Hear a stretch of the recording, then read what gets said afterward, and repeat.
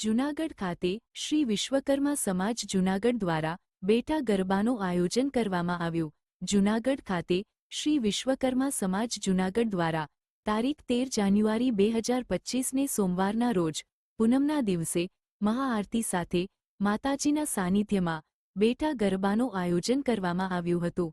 આ માતાજીના બેટા ગરબામાં સમાજના લોકો સાથે જૂનાગઢના પ્રમુખ શ્રી રાજુભાઈ દ્વારા બેટા ગરબા ગાવામાં આવ્યા હતા। માતાજીને ખીર રોટલી લાપસીનો નિવેદ ધરાવવામાં આવ્યો હતો।